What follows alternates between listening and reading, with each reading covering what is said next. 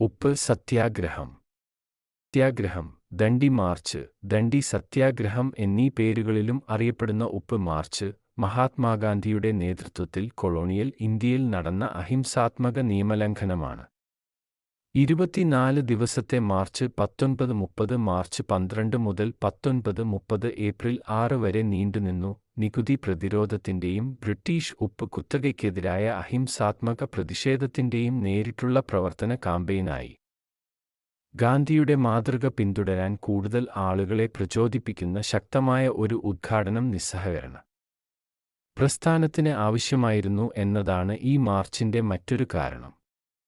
തന്റെ വിശ്വസ്തരായ 78 വളണ്ടിയർമാരുമായാണ് ഗാന്ധി ഈ മാർച്ച് ആരംഭിച്ചത്.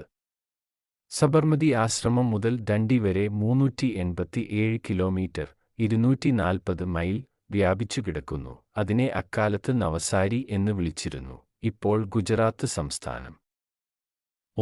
വർദ്ധിച്ചുവരുന്ന ഇന്ത്യക്കാരുടെ എണ്ണം അവർക്കൊപ്പം ചേർന്നു. 1930 ഏപ്രിൽ 6 രാവിലെ 8:30 മണി ഗാന്ധി ബ്രിട്ടീഷ് രാജ് ഉപ്പ് നിയമങ്ങൾ ലംഘിച്ചപ്പോൾ അത് ദശലക്ഷക്കണക്കിന് ഇന്ത്യക്കാരുടെ ഉപ്പ് നിയമങ്ങൾക്കെതിരെ വലിയ തോതിലുള്ള അനുസരണക്കേടുകൾക്ക് കാരണമായി. ദണ്ഡിയിൽ ബാഷ്പീകരണത്തിലൂടെ ഉപ്പ് ഉണ്ടാക്കിയ ശേഷം ഗാന്ധി തീരത്ത് തെക്കോട്ട് തുടർന്നു ഉപ്പ് ഉണ്ടാക്കുകയും വഴിയിൽ യോഗങ്ങളെ അഭിസംബോധന ചെയ്യുകയും ചെയ്തു. ദണ്ഡിയിൽ നിന്ന് 40 കിലോമീറ്റർ (25 മൈൽ) തെക്ക് ധാരാസന സാൾട്ട് വർക്ക്സിൽ സത്യാഗ്രഹം നടത്താൻ കോൺഗ്രസ് പാർട്ടി പദ്ധതിയിട്ടിരുന്നു. എന്നിരുന്നാലും ധരസനയിലെ ആസൂത്രിത നടപടിക്ക് ദിവസങ്ങൾക്ക് മുമ്പ് 1930 മെയ് 4 കുറയ്ക്കുക 5 അർദ്ധരാത്രിയിൽ ഗാന്ധിയെ അറസ്റ്റ് ചെയ്തു.